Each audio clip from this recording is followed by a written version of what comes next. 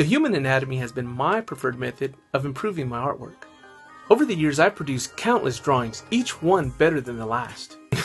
And trust me when I say I've learned a few things in the process, and you will too. So in this episode, I'm going to show you how I studied the arm.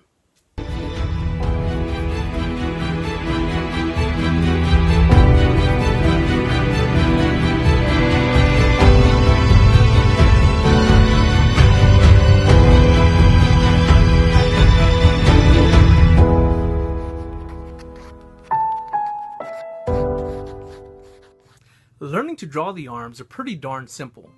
You only have to train these 4 things. Number 1, you're going to need circles. Number 2, squares or cylinder shapes. Number 3, arm bone anatomy. And number 4, arm muscle anatomy. First, we're going to start with a circle shape for the shoulder. Next, we're going to draw a guideline for the arm. And then we're going to draw a second circle for the elbow. Now we're going to draw cylinder shapes to connect the shoulder to the elbow, and then another cylinder shape to connect the elbow to the wrist. When drawing the arm, this is pretty much all there is to it. But to fill it in, you need to learn the muscle structure. So here we go. Even when you draw your arms unproportionally, as long as they're anatomically correct, they're going to look believable. Initially, this was the clip where I was going to show you how to draw the arm, but unfortunately it was out of focus, so we had to redo the clip. This is a primer so that you guys can understand what goes into studying the arm and the muscles so that you can start to draw it too. Now, all of these muscles have very scientific names, and I'm not going to get into all of those names because it's really boring stuff, and the truth is I did it in the last video. I'm probably not going to do it in this one, but here's the thing. You got a big shoulder muscle, you got the big bicep muscle, you got a muscle right in between the bicep and the back muscle, the tri, and then you've got the forearm muscles.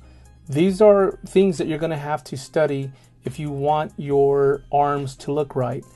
I'm just giving you a quick look at what I do and what I study when I'm drawing an arm. Another good idea that you guys should start adopting is get yourself a sketch pad, go out and deconstruct and construct the anatomy and different parts of the human body that you want to learn, that you want to draw, that you want to get better at, and then keep those books handy and around so that if you need to refer to them, they're there. Trust me, guys, every great artist that you know or respect or want to be like or want to draw like, they all do it. And if they say they don't, you know, maybe they have a photogenic memory or they're straight up lying. The truth is that everyone I've ever talked to uses resource manuals, uses resources. So trust me when I say have a resource until you feel confident where you can just do it. Now, I can draw things, I can do things without looking at this stuff, but it took years. And not only that, but I still find myself referring to it because sometimes there's an angle I just don't draw all the time, and you need to refer to it so you can get that right. So don't feel ashamed that you have to do this. This is something that every one of us do. I do it. They do it. Trust me. You should do it too. Again, guys, that's just my advice to you. You guys can develop as you will. Every artist will. But it's a good habit. Give it a shot. See if it fits your mold. If it doesn't, hey, break the mold, guys, and do something different. Here was just showing you how the muscles and the bones correlate with the arm. But if you want more insight on that, check out my last video I did on the bone anatomy of the arm. So one of the things that happens when you draw the arm in the same position but twist the wrist is actually quite interesting. And I kind of did this segment on the front arm and not the back of the arm, and we'll probably cover that in later episode. But in this one, I wanted to show you the unique thing that happens when you twist the wrist, because it changes the dynamic of the forearm. You'll see in a moment.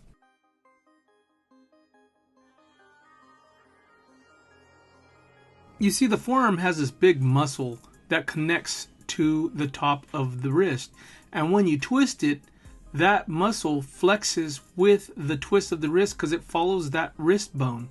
This is an important feature to highlight. The reason for it is because I remember when I first started drawing, I always had trouble with drawing the forearm, and I couldn't understand why the forearm looked a certain way when one artist would draw it, and then it'd look another way when someone else would draw it. And I realized that it wasn't that they were drawing it different, it's just that when you twist the wrist, the forearm changes in muscle structure. And then I was like, I had that aha moment, and I'm sure you guys have too. But for the younger audience who've never done that before or never had that moment where they go, oh, that's what happens, this is for you guys. I just want to help you guys get better. I hope by what I'm teaching you guys, you realize how important it is to study the muscles, and especially if you guys want to be, in the comic book industry, or if you guys want to draw for novels or, just books or whatever the case may be, it's important. And I hope you guys are getting that from this, because, I take my art seriously, and if you guys want to be artists, you should take it seriously too, and spend the time that it deserves to be great. It costs something to be great. It costs a little time and effort, a little bit of blood and sweat and tears. It's important, or in our case, blisters and bumps on our fingers.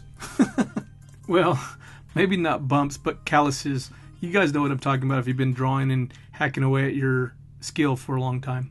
Well, guys, we're coming to the end of this video tutorial, and I'd love to stick around, but my daughter wants to watch Harry Potter, so I'm going to go do that.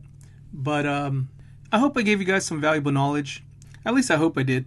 Anyways, if you guys like what you saw, please leave a like, leave a comment.